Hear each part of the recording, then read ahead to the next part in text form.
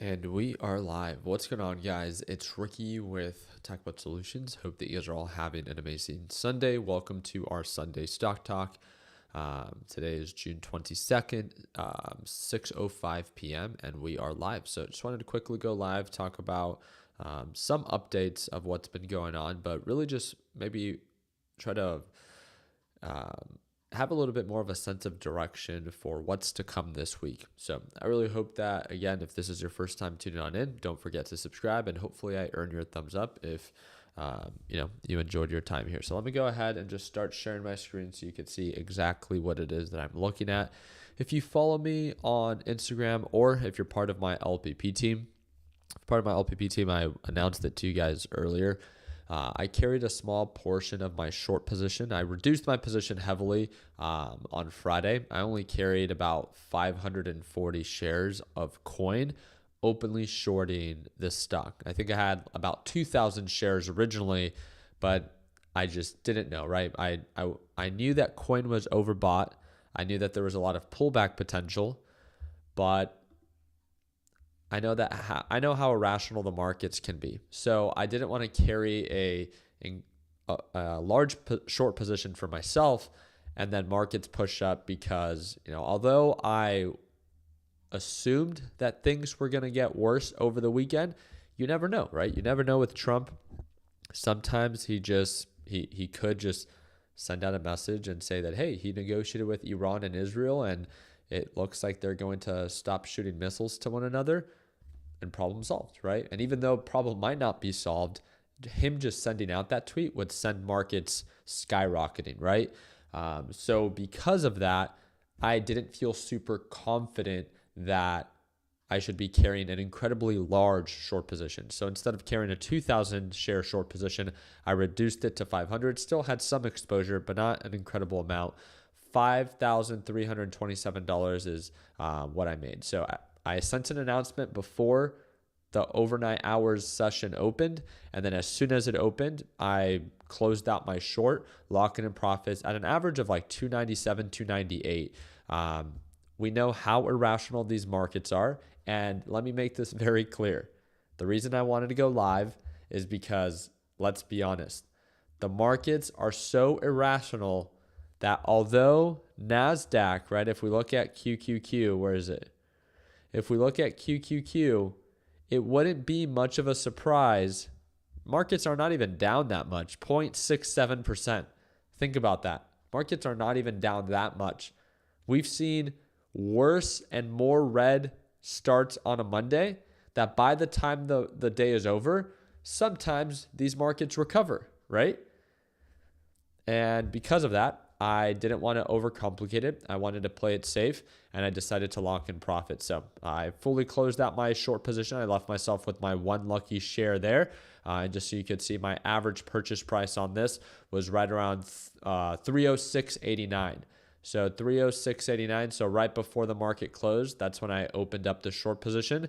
And then I ended up reducing it to only the 540 shares because of, again, just risk management, position size management. I didn't want to carry a larger position than what I would have felt comfortable with. So, and it's not every stock that's in the red, right? I also wanted to talk about this. It's definitely not every stock that's in the red. Look at this. Palantir did gap down a little bit, but if you know a little bit about this company, you know that it kind of thrives during war conditions, right? I still believe Palantir is incredibly overvalued fundamentally. Technically, as a trade, this stock knows how to pump.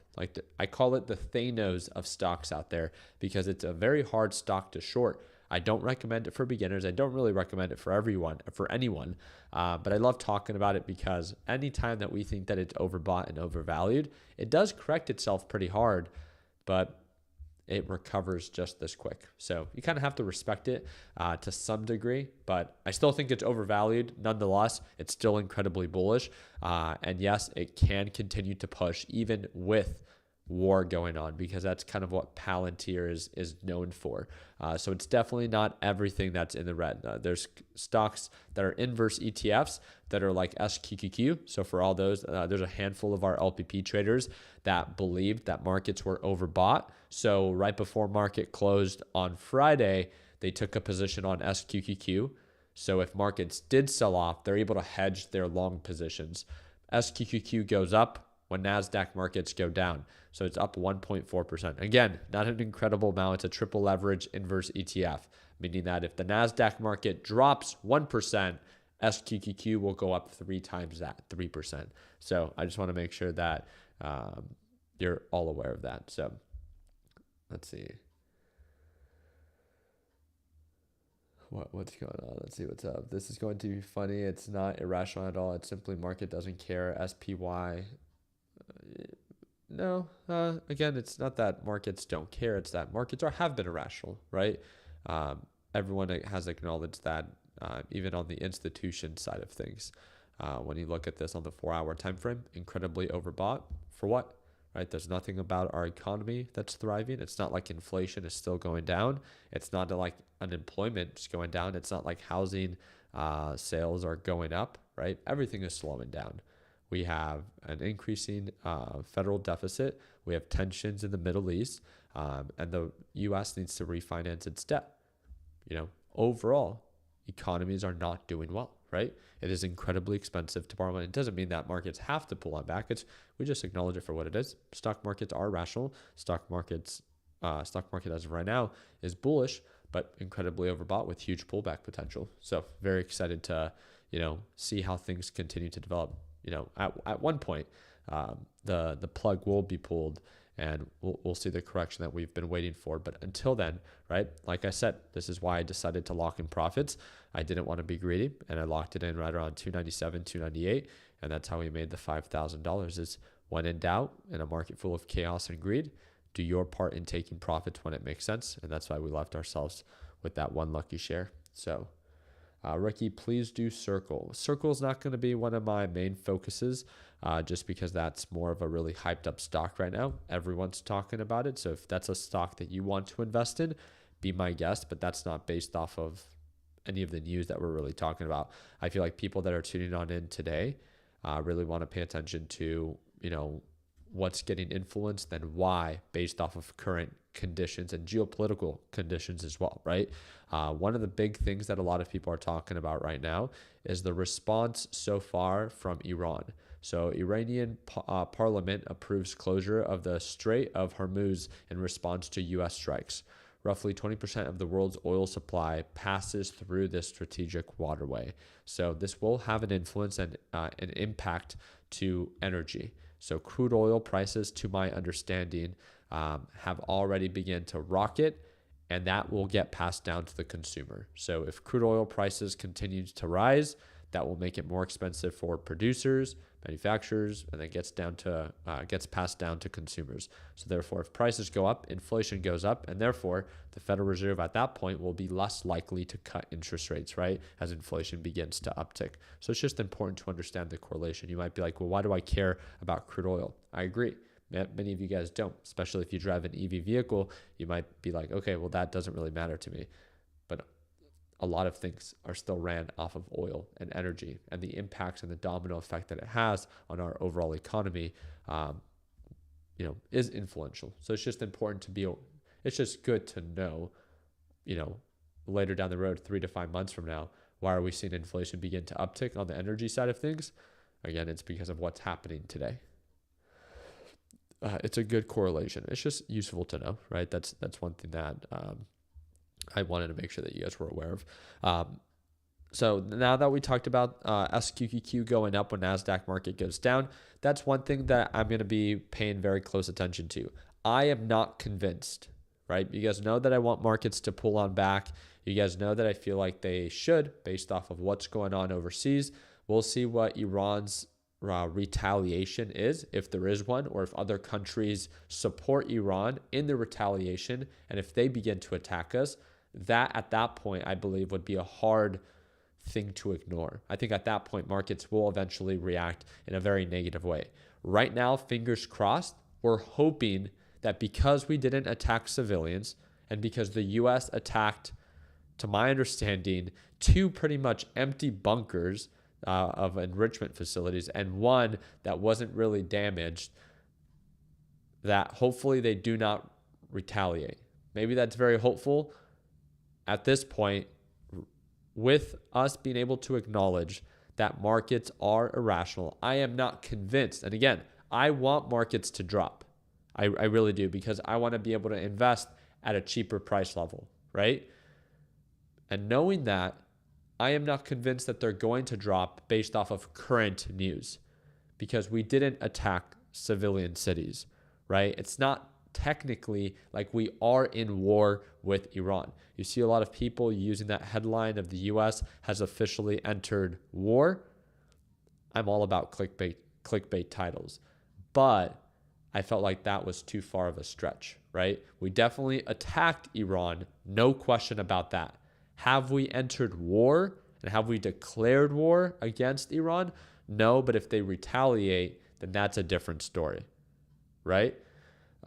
War is good for markets, but we are not in war. I wouldn't say overall war would be great for markets, especially not in the beginning. Remember, markets drop based off of uncertainty. That's kind of diving a little bit deeper into it. That's all based off of developments. There's no reason for us to spend 10 to 20 minutes talking about the what ifs that are simply not in effect yet, right? What I do want to talk about is what we know about our current markets. I want markets to drop. I don't believe they're going to, based off of what we are working with right now. If they do, if things do get worse, very simple. Like, I don't need to overcomplicate it. So obviously the thing that everyone knows is that if markets begin to drop, you can short. But shorting is not for everyone. And also some people just do not like to short. So if SQQQ, because conditions, I'm trying to make this very clear, not with the same news that we have right now, but if sentiment begins to change, Iran retaliates, or we get attacked, at that point, I believe, at that point I can justify taking a swing trade for maybe 1 to 2 weeks, shorting the market and going in heavy. We do not have that confirmation just yet. I'm willing to do that once we have confirmation of an active war. It's too hopeful right now. Markets are too strong. It's good to keep a level head, right? Although you might be biased in wanting to something to happen, and you guys know that I have my bias. I'm not here to pretend like I don't, or like, again, it's not made very clear, but let's approach this as a level-headed either trader or investor. We don't have that confirmation yet. And with current news, with how irrational markets are, we'll see if they find a support and then begin to recover. It would not surprise me that with current news, and if what was actually shared earlier today, that supposedly Russia, China, and I think it was Saudi Arabia, asked for an urgent United Nations meeting to pretty much have a peace talk between Iran and Israel. That was quite surprising to me. And if they do work that out and things do not escalate, that's great for the stock market. It could go back to being more rational and more bullish for longer, right? So again, it's not just talking about the bad, it's acknowledging what could happen and what most likely has been happening, right? And that's markets love to recover. So I am not convinced that markets have to continue to drop with the current news. Markets have dropped. NASDAQ is down 0.67%. It's just overall not very much. But if we do begin to see a recovery, I could see myself going into TQQQ. I can see myself going in long on what's another very irrational stock that kind of dropped over the weekend. Nothing really dropped that much. There's a few dip buy opportunities if you see it that way. But even, NVIDIA, 142 to sell it at 143, yeah, you'll make 1.5%. It's still something, but there's no home run, at least not for me right now. I still think markets are super overbought, and the reaction of the market so far has been pretty weak. So it's good to be aware of what we're working with right now. There's a lot of people that might have hoped for a bigger reaction, and there's some people that are very happy that there wasn't a big reaction. It's just, we can complain about it all we want, or we can just work with what the market's giving us, right? So I wanted to see, why hasn't Iran spoken to the media yet? I'm pretty sure they have, and it hasn't been good from what I've read. The Iranian officials and yeah, it hasn't been good. I mean, they're talking about retaliating. That's the thing. There is a lot of talk about them to retaliate, and that it's going to be a day that we're going to remember forever. But is Iran just a lot of talk, or are they actually, fearless enough to attack us? Because that's really what it comes down to. Like, everyone knows the U.S. would obliterate Iran. I don't think that's really the question. It's more of, is it worth the risk for them? And, if they have countries, if they have countries like China or Russia or North Korea to support them, it's not really Iran that becomes the problem technically. It's the other countries. And then at that point, think about the influence that would have to the stock market. Aside from what country you're from or what country you live in, overall markets would react very heavily to that, and probably very negatively. As of right now, I would say that, again, there's no reason to try to predict. Let's just take it update by update, or at this point in the world that we're living in, tweet by tweet, right? It's pretty crazy, isn't it? All right. If you guys have a stock that you guys would like me to break down that you are watching this week, feel free to share it with me. I wanted to look these up very quickly. So Boeing, any military defense company. What's Lockheed?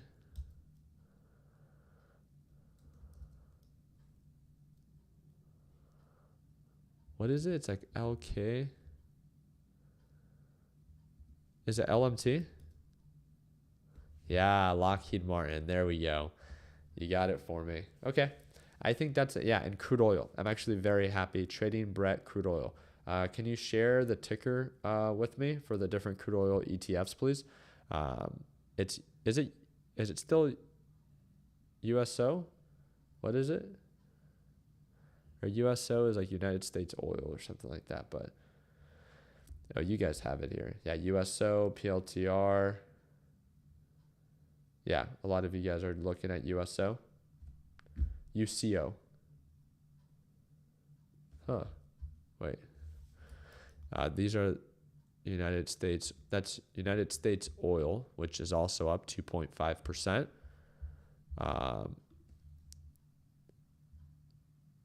UCO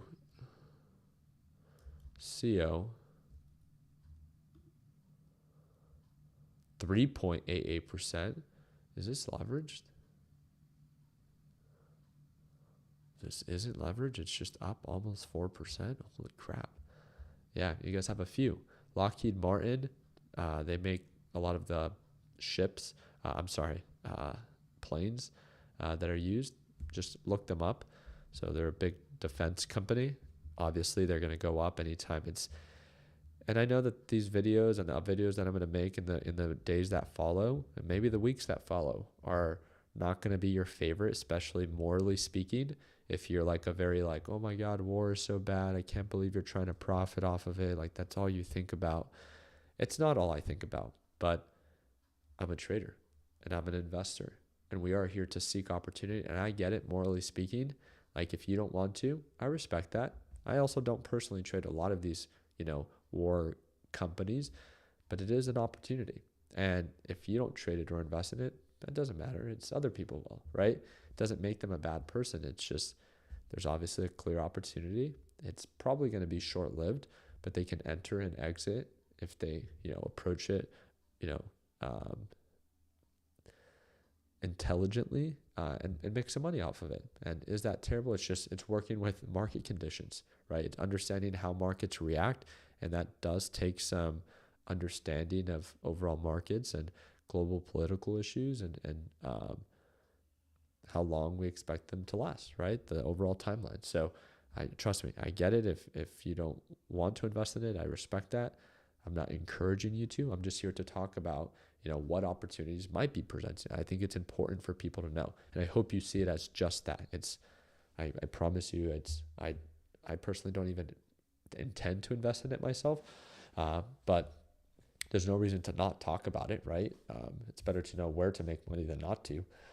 So UCO, which is the ProShares Ultra Bloomberg Crude Oil. Yeah, so this is a big one, 3.7%. My only concern with this is that they've gapped up so much already. So a lot of these are going up an incredible amount because of what is happening with the news that we just talked about.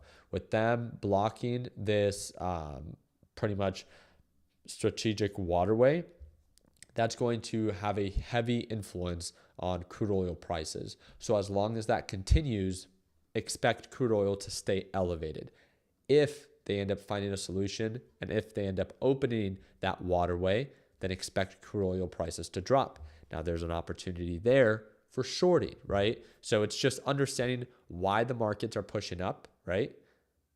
And if the condition changes, right, meaning that they open up the waterway, then at that point it's short-lived, market's correct, and you can make money shorting. So I want you to understand that so it's not surprised. So yes, United States Oil, UCO is also two very specific ETFs that a lot of people are paying attention to. Lockheed Martin, right, a huge defense company with huge contracts. It is a weird concept to talk about, but yes, if we do enter war, their contracts are most likely gonna go up, right? There's a meme that's going around that pretty much emphasizes of like, hey, let me show you why in the United States we don't have free healthcare and why we don't have a free school system for colleges, right?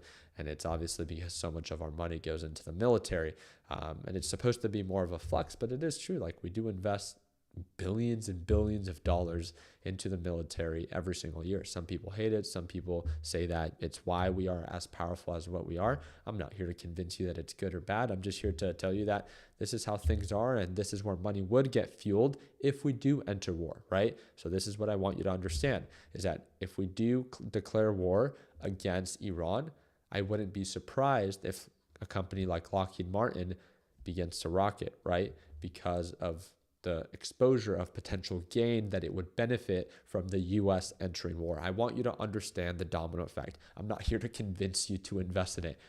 I don't intend to invest in it, right? It's useful to be aware of it. I just don't want a bunch of messages later on in my DM saying, I can't believe you're investing when people... No, I'm not a fan of war, right?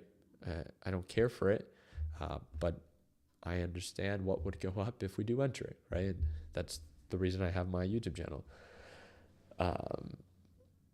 I own an investment in LMT. Well, I'm sure you're dancing today to some degree. Not dancing, but happy to see your position go up. So have you talked about Circle yet? I will talk about Circle. I have it here. I'm not going to act like I don't. I will talk about Circle and I will make a video about it when they open up the ability to short it. That's all. That's all I'm here to say. You guys know that time will come, but because of its recent IPO, it's not even available to be short. So I don't care to talk about. I don't trade options. That's not my, I short with shares. So until it becomes available to be shorted, I will not talk about it because I don't even want to funnel any exposure to it because I think it's an overhyped up piece of shit company that is going to crash and it's going to be one of the biggest pullbacks that we see in some time. But again, that's just 100% my opinion. If you think that it's a good stock that you want to invest in, I promise you, I would not get offended. I say put your money where your mouth is and make as much money as you think that you can. Right? It doesn't offend me that you think otherwise or you invest and trade what you see to be fit. And I'm happy to share my opinion behind it. So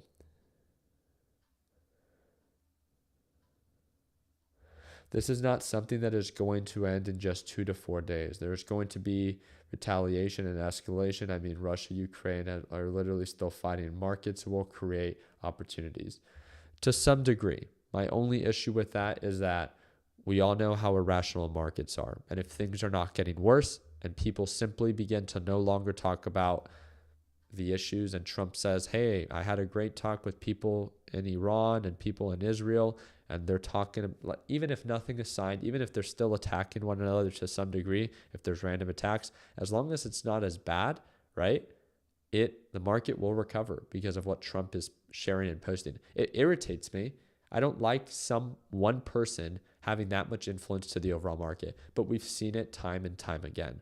So that is why it's not that I believe things will resolve themselves in 2 to 4 days. It's just the way that Trump does things, the market can. If Trump sends out a tweet today because he had a call with Iran and Israel saying, great peace talk, progress, looking forward to the next one, markets will rock. Markets will not only make a full recovery to the loss that they gained, over the weekend, but they'll end up at new highs.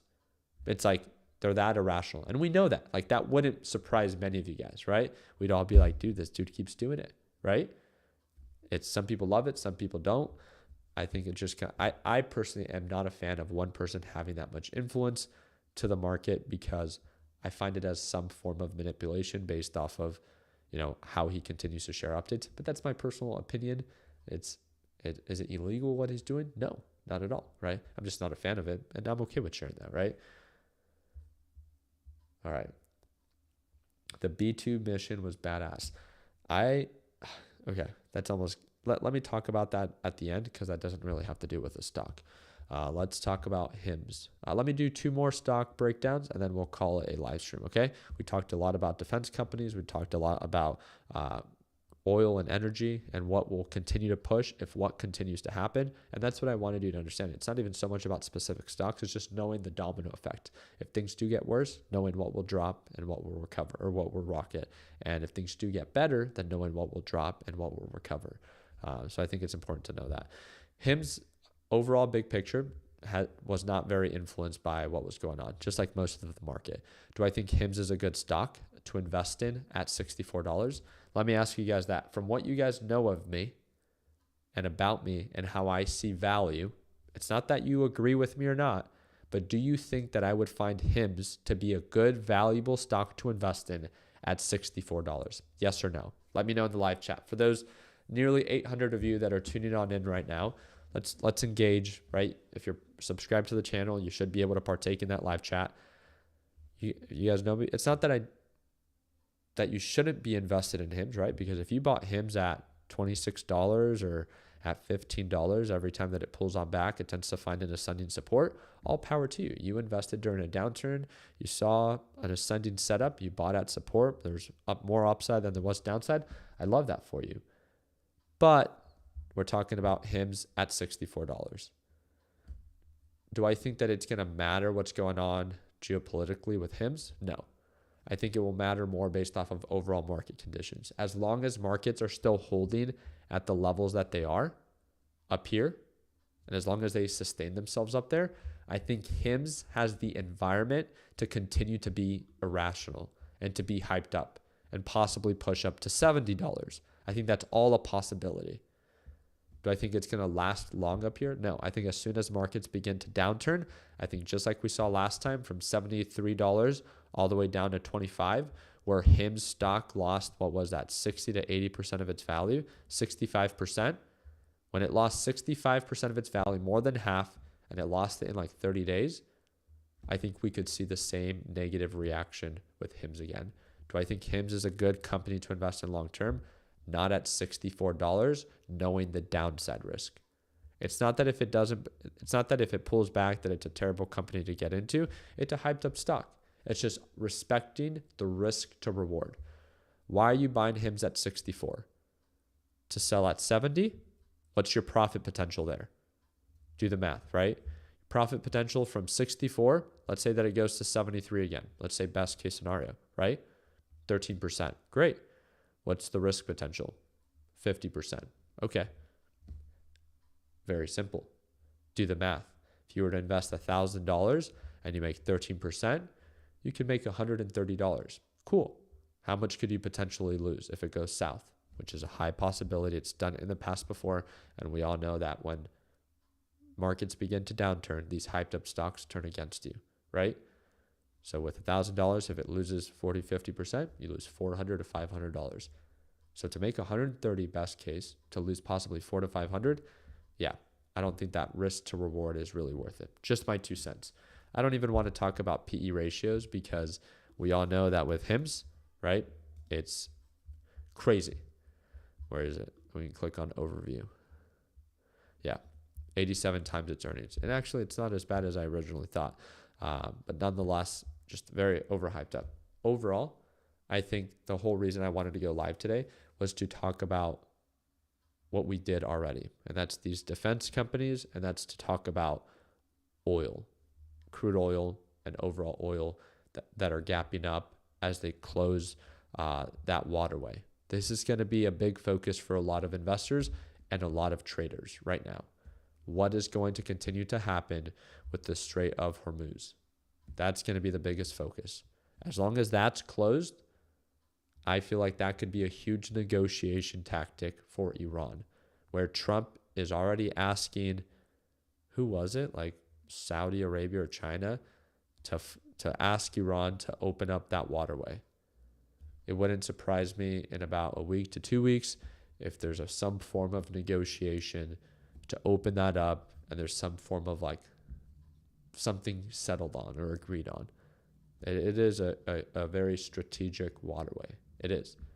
And Trump knows that if energy prices continue to rocket, inflation will continue to rocket. It's not going to look good on his behalf under his term. And Trump and the U.S. needs to refinance their debt. And they're not going to get closer to that if inflation is going up. So, yeah. Could Uber see lower prices this week? It's just how markets continue to react. As of right now, and I want to summarize this as a whole, and I won't take too much of your guys' time. How long have I had you guys here for? Oh, shoot, 30 minutes, man. I'm sorry. I really thought that it was going to be 15, 20 minutes, but we were yapping a little bit too much. My apologies. So the thing that I want you to understand is that markets are not really reacting that much in a negative way. We've seen the market, in my opinion, react so much worse for, the trade war news, right? When that was all coming out, NASDAQ was down 1, 2, sometimes even 3% before they opened. And even during those downturns, if Trump sent out a tweet or an update of, hey, there's progress, a bunch of countries are here coming to negotiate with us, markets were able to recover from that. NASDAQ market's only down 0.65%, a little over than 0.5%, not 3%, 0.05%. So, or 0.5%. So it wouldn't be much of a surprise. As of right now, I don't think many of us, if you're invested in something, unless things get worse, if Iran retaliates, if other countries join Iran, then at that point, yes, I think things can downturn because they would be influenced by overall markets. So what is currently an issue is not so big because, we attack them, but we're not necessarily in war. If we do officially enter war, then yes, I think we could begin to enter a downturn. But that's a different story. We can cross that bridge when we get there. We're just not there yet. So I'll do my part in keeping you guys up to date. I think the biggest thing that we need to understand is that markets are elevated. Markets are already overvalued. There's a lot of downside potential, but there's not enough fear. There's not enough uncertainty, not even with what's going on, to break these markets yet.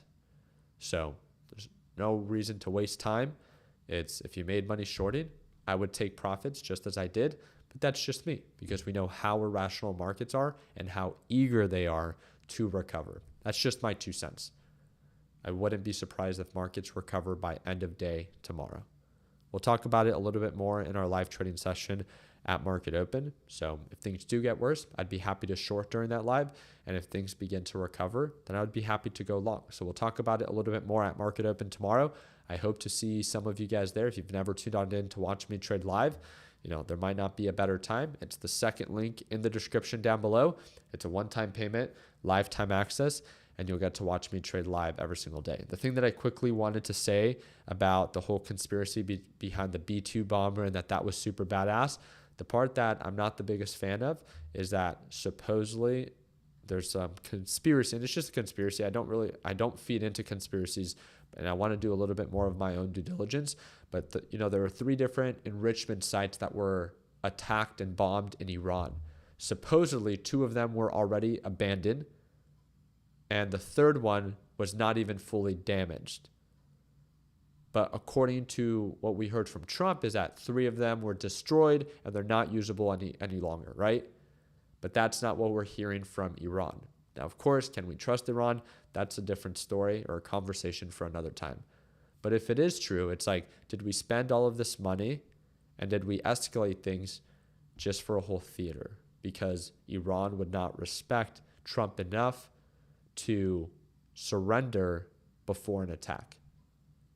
Again, I don't know. I'm not going to pretend like I know. It's just something that I have to do a little bit more due diligence on. I'm sure as this week continues to develop, we'll begin to see videos of the attacks and what was actually damaged and the severity behind it.